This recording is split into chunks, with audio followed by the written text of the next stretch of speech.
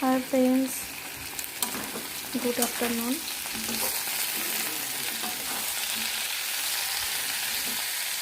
আজকে দুপুরে মেনু হচ্ছে নিরামিষ একটা তরকারি, গাজর, বিনস, ফুলকপি, বেগুন, শিম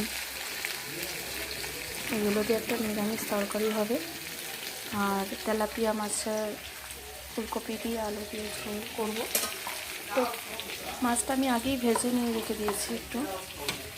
আর এই যে ফুলকপি আলু দিয়ে এটাও দেখাবো। তো